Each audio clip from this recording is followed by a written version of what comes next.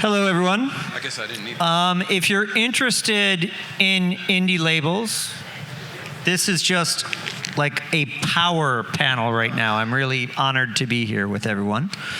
I'm going to let them introduce themselves, tell you a little bit about their companies and what they do, and then we'll get deep into it. So to my left, John Chua.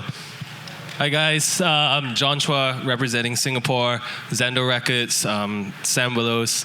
I've been doing music for about 10 years now. I launched my indie label last year, and we sponsored the Made in Singapore showcase that happened last Saturday, and it was an amazing turnout. It's an amazing show, so I feel like I'm the least qualified on this panel, so forgive me if I don't give the best advice, but I'm very honored to be here right now.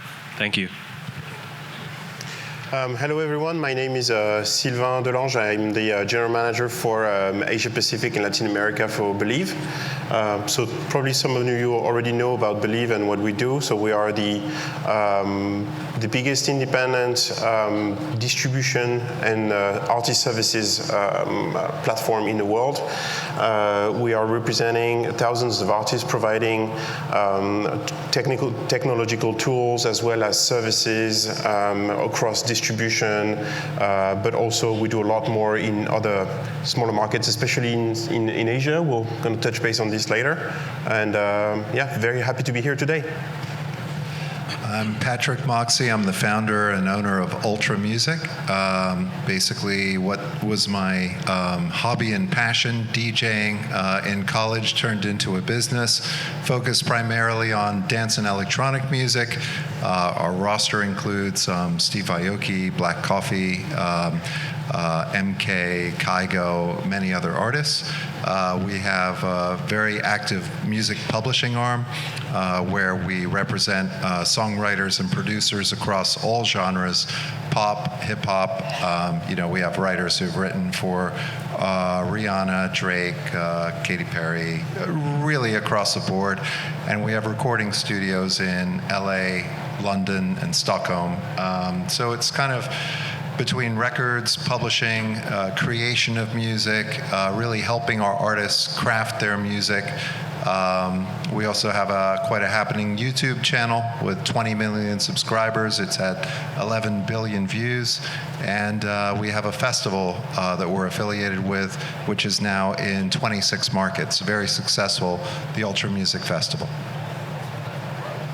Hello everybody, I'm Adrian Pope. I'm Chief Digital Officer at PIAS.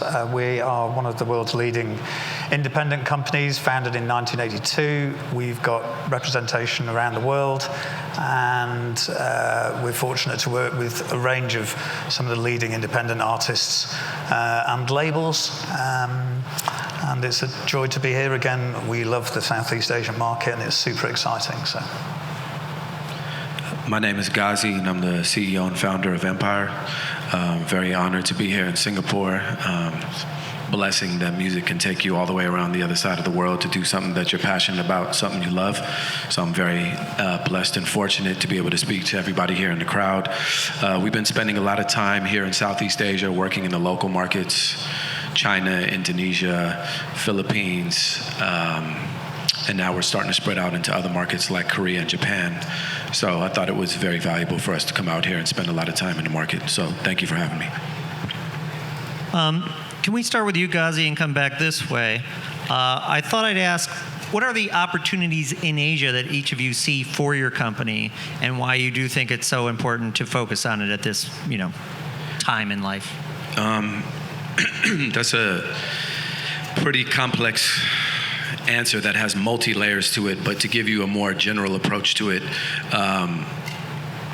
5, 6, 7 years ago when the company was really starting to click, I just looked at the streaming model, which I had invested a significant portion of my childhood into and my adult life. And it was very apparent to me that streaming was a global phenomenon, and we were moving from regionalization to globalization in music.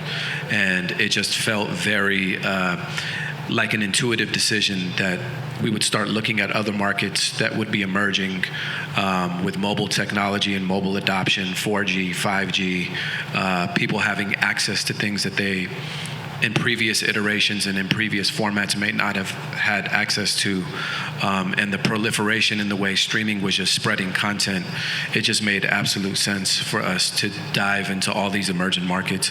And you could follow a lot of the trends of looking where Spotify consumption or deals were happening, or where Apple was being consumed and where they were doing deals, or YouTube, which is a very global phenomenon, ex-China, or SoundCloud, or Joox, or Melon, or Line, or KKBox, and you started to look at the regionalization of streaming and what it meant on a global level, and it just made a lot of sense for us to start coming out here and looking at artists that we thought we could cross into the U.S., artists from the U.S. that we felt we could cross globally, and then create a very collaborative synergy between all the different markets that we touch globally. And was that sort of a global outreach, or were you really Asia specific? Because going back 6-7 years, when you think hip hop or R&B music, which is really what you're focused on, you don't think about Asia as well. Well, here's the thing. We started Empire Latino about 8 years ago, and we started concentrating on a lot of Latin artists in the hip hop space. And we did a distribution deal in either 2014 or 15 with a company called Cash Only, which became 88 Rising. And so we were very early on Southeast Asia in helping communicate and message to the DSPs and to the general public that Asian hip hop was coming. And we already knew that it was already happening out here by watching things like Iron Mike in China and things that were happening on a very underground level.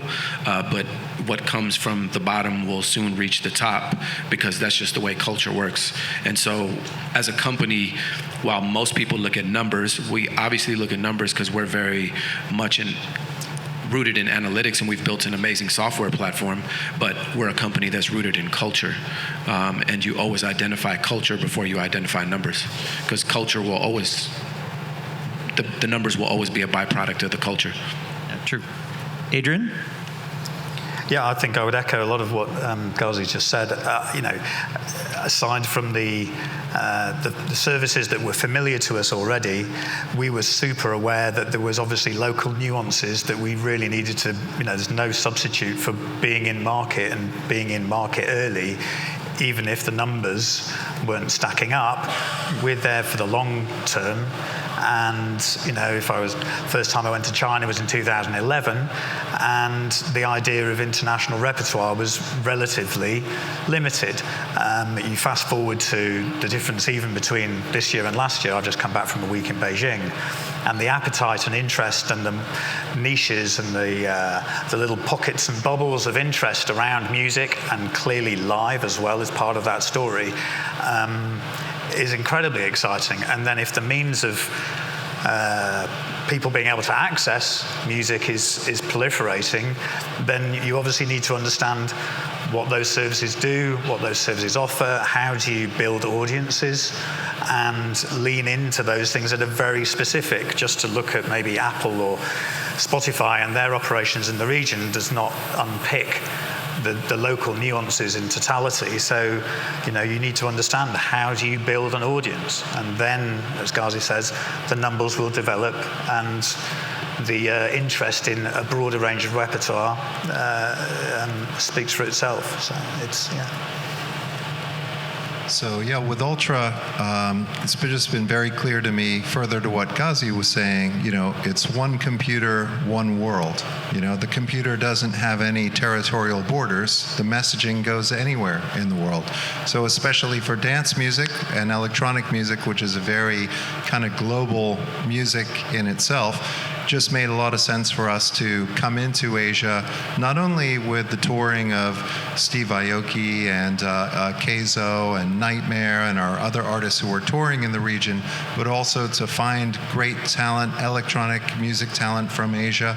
And so we're really proud now that we're having our showcase tomorrow with Deeptha Barris and Mern and Pantacube from China. They'll all be performing, and all these artists are artists that are kind of working with us back and forth from our LA studio, And we're pushing their music in the US, we're pushing their music in Europe, and the music is great, and they have a lot to add. So it's an exciting time, right? That music can come, from a region to be global in a very fluid way with the internet, and we're really excited to be part of this with Asia, with Ultra.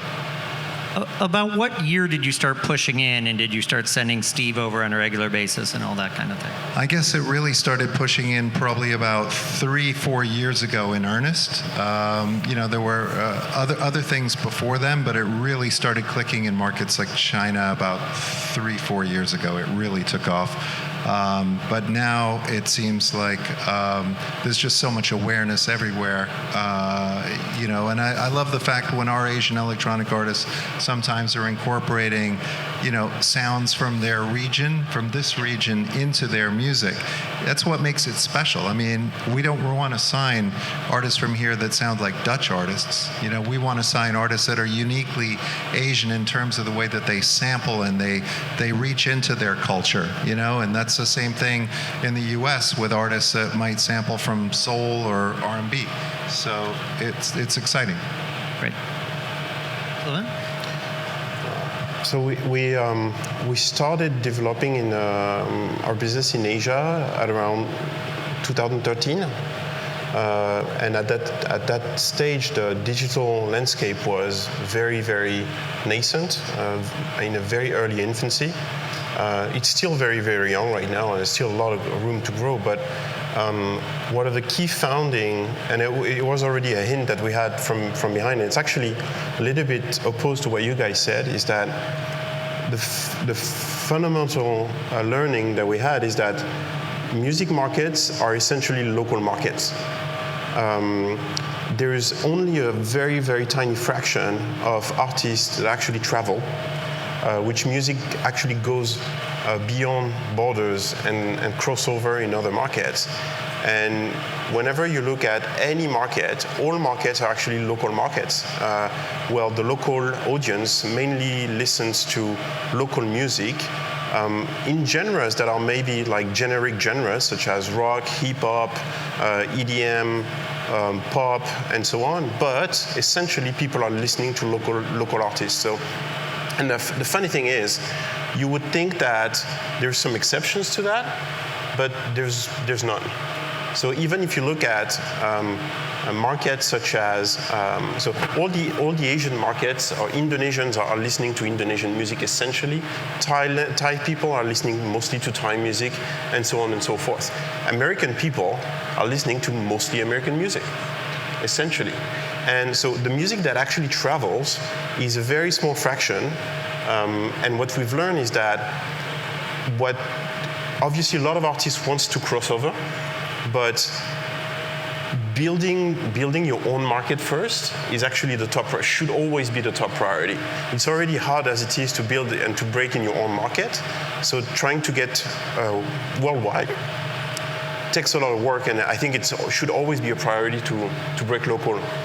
And what we've been building, that's what we've been building, a lot of local teams with local expertise, connected with the local industry, with the community of creative artists, obviously in the very dense urban areas, but also in the regionals area, where we've identified that there's an enormous amount of artist community that is emerging, and exactly as Ghazi said earlier, what comes from the grassroots, the culture, that's what becomes mainstream at the end. And that's the fundamental finding that we found, is that most markets you actually need to build on the local culture, the local artist community, and bring that up. John, you're a bit different. Whereas all these companies are coming in, you were a successful artist with the Sam Willows, and then you did your solo career and thought, I'll build my own record company. So you're taking it from here and trying to build it out. Yeah. Why?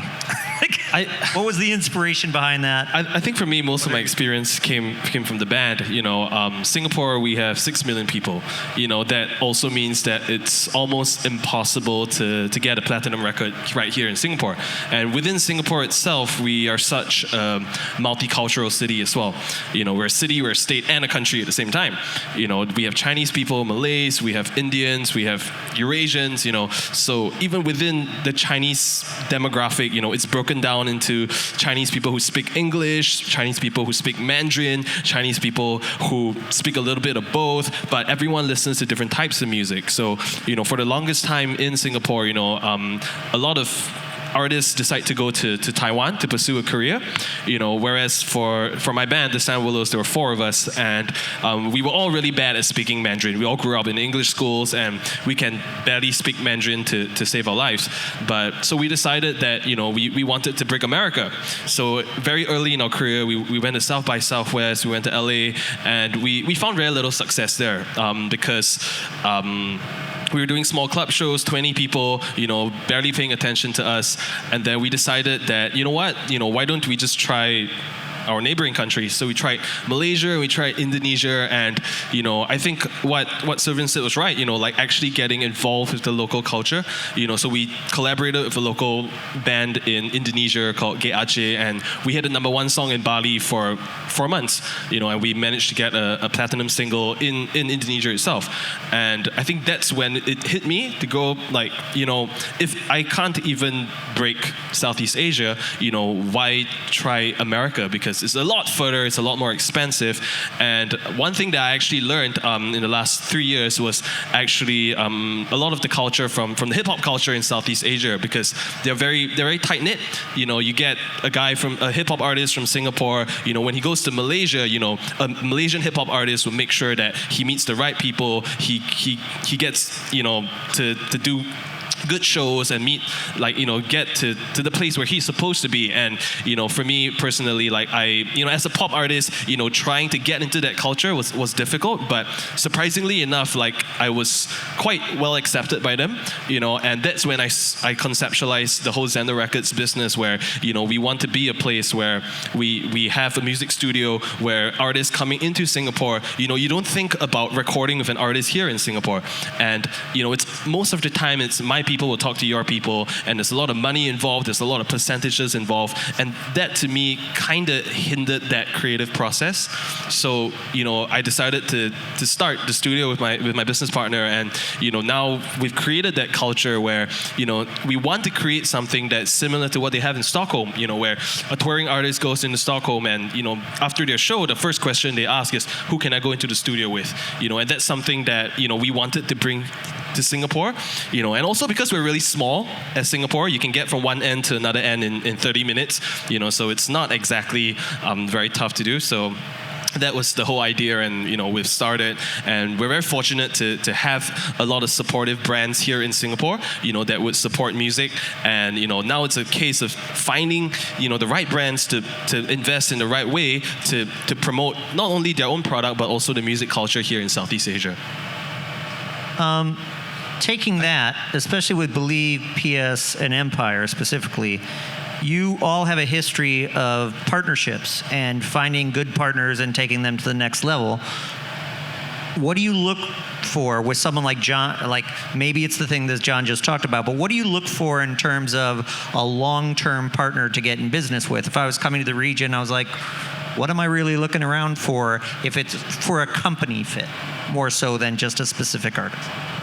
So are you talking about what type of partnership you're talking about? Yeah, let's say with Believe, you bought Naive, you bought a company in Germany, you bought different things. What are if I'm an indie record label from Southeast Asia, what makes me attractive to you? So the thing is, there's 2 ways to approach the market. It's either you build your own team and you grow your own team, and that's basically through organic growth, or you actually identify players on the market that are already present and active, and that have been developing a very strong expertise, so that they can they can actually build an additional brick on top of your existing business model. So basically what we look for when we look for a partnership, so you gave a few examples. In Europe, we've done a few acquisitions also in India recently, where what we look is that, so we go back to the original mission of Believe, which is to serve artists. So serving artists and best serving artists is trying to answer that question first, is how do we best serve artists? And in any given market, what artists are looking for, and how can we actually build a setup that is going to be delivering the maximum value for them? And so in markets such as Southeast Asia or India, as an example, what we're looking for first and foremost is, I would say, companies that have fully understood the digital space and have developed a very strong ability to break and develop artists from the digital space, leveraging YouTube, leveraging TikTok, leveraging analytics, leveraging digital marketing in order to really grow and really target their audience. And companies that have been able to replicate that model several times, so that they have actually a proof of concept, I would say. And then we're looking at services where, for example, we have no expertise in, or we're actually building the expertise. Good examples being booking, live event production, for example, which is something that now we're able to do in India through a few acquisitions that we've done. So now when we are dealing with an artist in India, the idea is to be able to say, hey, we are going to build your profile, and we are going to invest on you to build your profile on social media, on digital platforms, on YouTube, on TikTok, and then we're also going to build and help you build on a live space, and we're also going to connect you with brands, and we're also going to get you live opportunities with branded events, sponsored partnership, all across the board. Because, as I said earlier, digital is still very early stage in terms of monetization. So it actually finally starts to generate revenues for artists. But to give you an example, in India, any given artist, and I think it's the same for Indonesia, in Thailand, and other markets, for any given artist, digital revenue probably only represent for 20% of their total income. The most of their income is actually coming from booking. It's actually coming from live.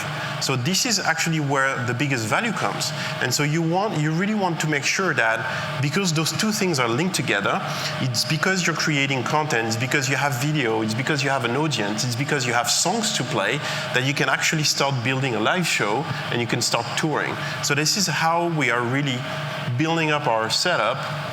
And typically, to answer your question, sorry, it was a long answer, we're looking for companies that actually have built that knowledge and that ability to bring to us that additional brick of service that is becoming critical to actually develop artists in that region.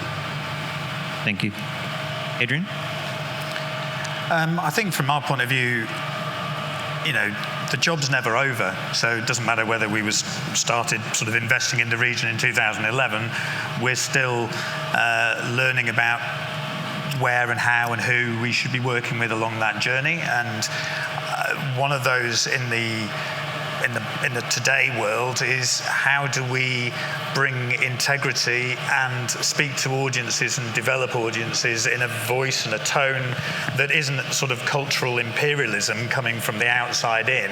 It's very much looking at partners or companies or skills or people or talent that really understand what makes people tick, how to introduce repertoire and artists that might combine with existing domestic repertoire, look at collaborations that are available. So, to my earlier point about always learning, the reason why we keep coming back is it's about building up a network of people. It's about learning, it's about understanding, it's about empathizing for what works.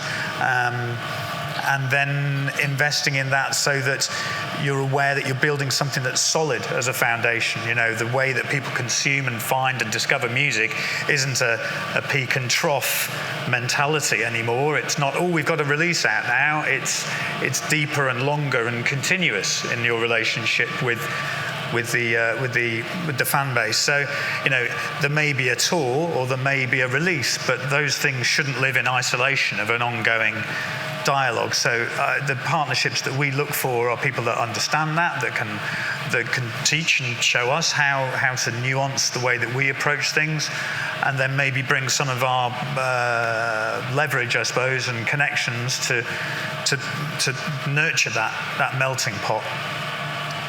With Ultra, things are quite different with our artists than, obviously we focus on them coming from a place, but that place is primarily the world. I mean, really, we look at YouTube and we see the hits coming from many countries, and we look at our Spotify and the streams are coming from many countries. So I don't know if it's just us or the kind of music with dance and electronic at the forefront of Ultra's a mixture, but our artists are certainly touring in a very global fashion.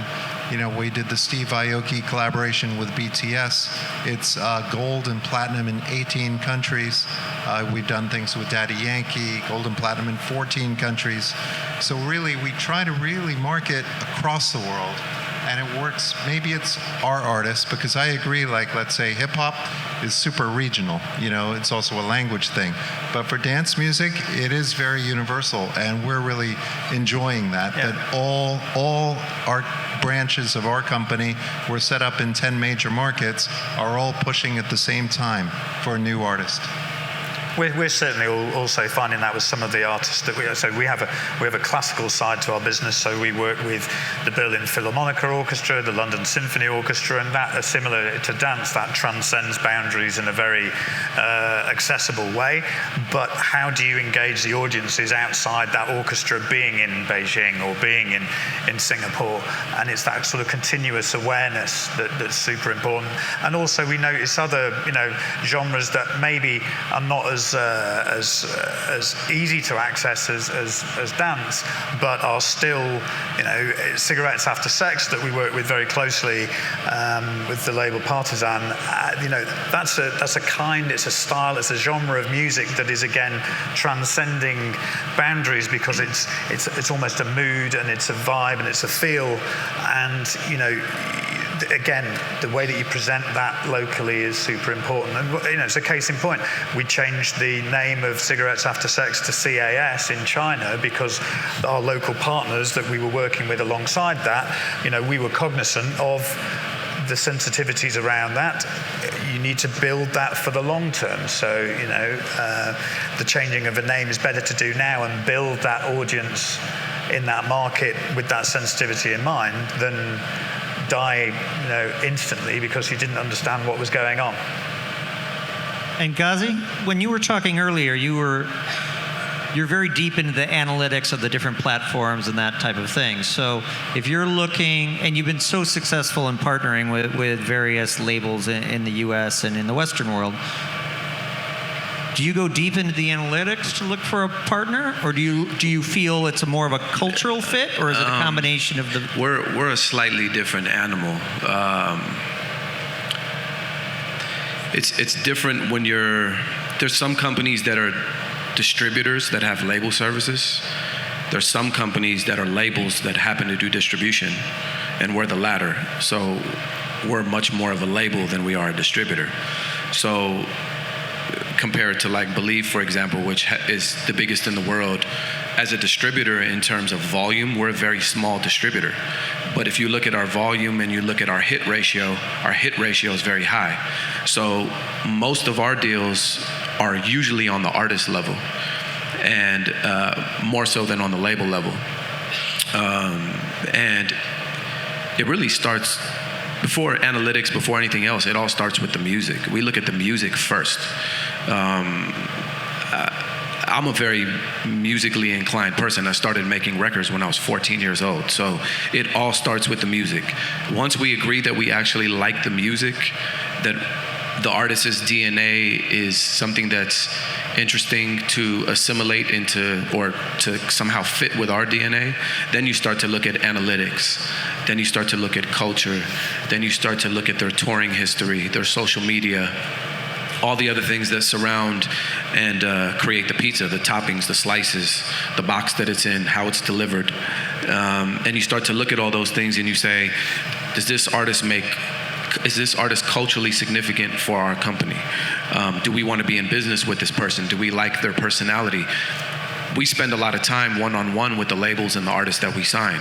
So we want to be able to work with people that we're proud of the relationship with, that we have a strong bond. Do we want to spend time in the studio with this particular artist? I was in the studio for the last 3 weeks making 3 albums. I don't know too many CEOs that still are in the studio till 3 in the morning every night after spending an entire day in the office, but that requires a certain level of passion, and we're looking for artists that embody the spirit of that passion as well. So we have a very different approach. Although analytics might help us establish what type of deal we want to do with that artist, it's not the analytics themselves that actually create the interest in the deal from at the inception point. So, and what we look for in a partner, like I said, is, what are the different metrics and the different energy points that surround those artists, and do they, from a synergistic standpoint, do they align themselves in our solar system? Patrick, could you talk a little bit about taking Western artists and breaking them into Asia versus identifying Asian artists and taking them out to the rest of the world? Yeah, I mean, obviously with Western artists, I mean, we've got so much of the finishing of the brand, we do it in the U.S. side or out of the UK office in terms of photography, videos, styling, A&R, mix, master, all those kind of elements. It's all quite packaged up, and then we're pushing that finished product into the region here using PR companies, working closely with the booking agents, doing different things with Apple at their store in Seoul, or just kind of working with our rep here in Singapore, who's on the road with the artists through the region, accompanying them as they go into China. So that's kind of like how it works mainly for the Anglo-American repertoire. And then when it comes to our artists from this region, we're able to provide the resources of our studios in LA, Stockholm, and London for them to work in. Our studios are free for our artists and our writers. And so the artists that we've signed from this region have been coming out to LA, recording. We've been able to put in great writers, great voices, and just generally be around to do what they want to do, because they're the artists, they're driving the creative boat, but we can at least make a lot of great suggestions. And for us, it's an exciting challenge to grow an electronic artist from this region, and it's going to take some artist development, but I'm hoping that one of these or more of these artists will become very big globally in the next couple of years. Do you intentionally not let them drive the boat? A great artist always drives the boat. But do they work with local video directors, local photographers? Is there an aesthetic to Asia? I think it's so important. If you start to scrub that aesthetic and you lose that aesthetic, then it becomes generic, and you might get a copy of some Dutch progressive house record, which is the last thing I want from an Asian electronic artist. I want people that are referencing their culture, that are, really bringing something new to the table, that's something strong to the table, and it's happening with our artists here, and I'm very excited about it. I have a couple of questions that are somewhat connected. The first one is for Adrian, which is, what is it that makes a successful regional online marketing campaign in 2019? In a very short sentence. I think it's about being prepared at the very start. It's about doing some due diligence and making sure that you've got an understanding of those sensibilities to start with, about the tone that you're wanting that artist to project, to point about your point about the artwork, the presentation, if you like, and doing the groundwork about building the audiences well in advance of tour, release, or otherwise, so that you've spent the time in the social environment and nurtured that kind of relationship and authenticity, if you like. You know, we work with a broad range of repertoire from a wide range of genres and fan bases and interest levels, all of which are sort of popping up in lots of different markets around the region. You know, you've got to understand where those audiences currently exist, what services they use, what content do they respond well to. Don't spend your life going, buy now, sell, out now. If you do that, you're going to lose people very, very quickly and alienate. And you can have the strongest artwork in the world, but that just becomes a sort of a wallpaper across the social media channels that isn't really adding any value to the conversation between the artist and the fan. And then, unless you build that solid fan base and that audience and that dialogue, you're very prone to being exposed to the moment you have got something to offer, whether it be a tour or whether it's a release. You know, you'll have a flash in the pan moment that might look like a spike initially, but you will trough off very, very quickly. And, you know, we're very much about trying to build a solidity in that dialogue and that continuous tweaking and delivering content that people work. You know, does video content work? If so, what kind of length works best? Because it's not always the same story in the same culture. So really getting a sense of that and building that foundation. And then you're going to find that when you get introduced to the music, or you introduce the music to somebody through playlists or otherwise, then it has, you know, a response, and that plays better in the way that the services then respond to it as well, and you start to get some organic growth that's quite natural rather than forcing something. Gazi? I mean, it really starts with the artists themselves and the brand. And you look at the brand and you look at the artists, and then you script a strategy. And that strategy is usually a combination of digital, outboard, you know, like doing outdoor. A lot of people have forgotten about outdoor promotion. So it's a marriage of outdoor, digital, radio, social media, so on and so forth. And so just to give you an example, we have an artist named Moneyman that we put together a really incredible campaign for back in May around Memorial Day weekend in Atlanta. And we put together about a 16 to 17 day rollout on the digital side, on social media. And then we married the social media to everything that was going on at radio. So all the messaging that was on social media was mirrored at radio in the local market. And we mirrored it all around Memorial Day weekend, which is one of the biggest weekends in the United States for vacation and for people. And he's from Atlanta. So Atlanta is a big cultural hub in the United States. The same time that we married everything to radio, we married everything to the streets. We took out 30 billboards. We wrapped buses. We wrapped trains, bus shelters. We had snipe teams in the streets, sniping all the major clubs and all the major outlets. The same time that we did that, we were dropping large music videos that were not only running on television, they were also running across social media, being shared on Instagram stories, Facebook, Google AdWords, bumpers, end cards, TrueView ads, so on and so forth. So you create this whole entire marriage of energy. And that entire energy was done in a very sophisticated and strategic fashion, because 30 days within all of that was built around a 30-day plan.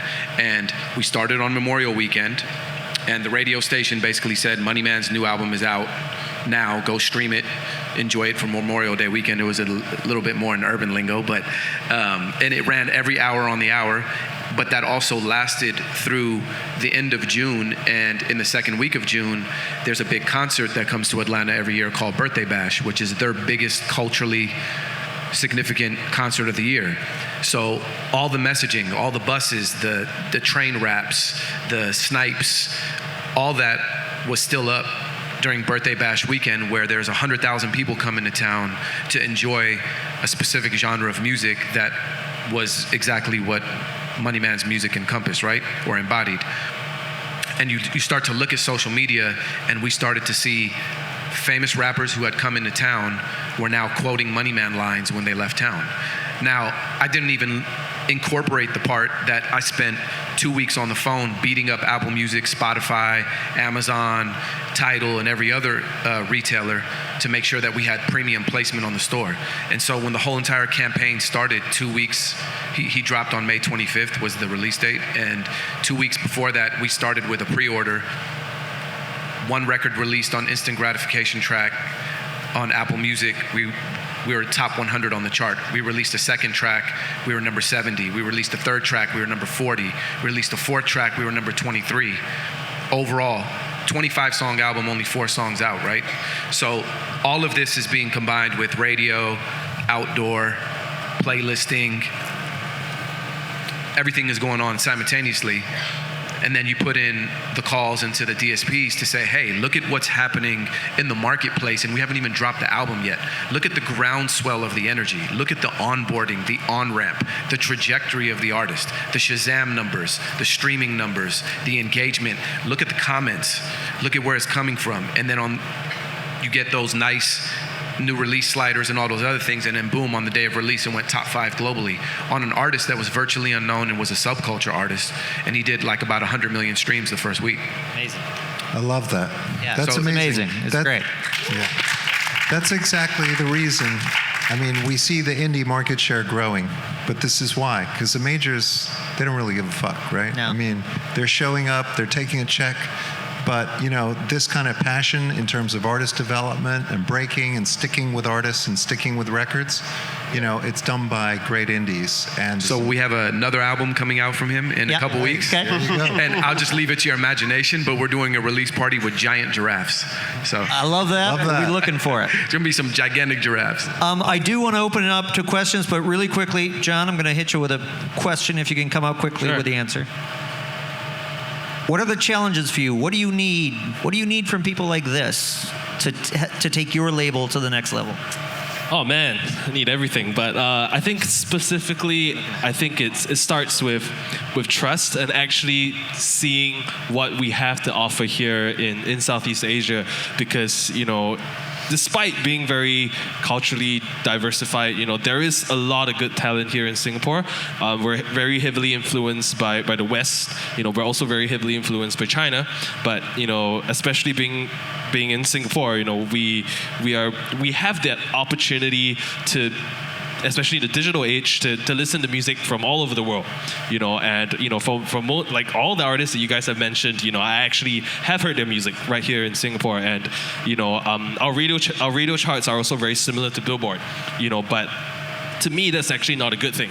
You know, I think, you know, where Asia should move towards is actually, you know, embracing our own culture, you know, embracing our own music and our own local artists, as well as, you know, getting artists from different parts of Southeast Asia or Asia in general to work together more, and even working with artists from the West, you know, from the US, the UK. So if you ask me what I need, you know, is I just need an opportunity to sit down with you guys, and I'll be happy to share more. Thank you so much. Thank you. Do we have any questions out there? Again, wealth of knowledge right here. Anyone? Jackie Sherrill? Well, in that case, anything else anyone would like to share? You're definitely qualified to be on the stage with us, by the way. I just want to make a point of that. Can we please give a big hand to our panel?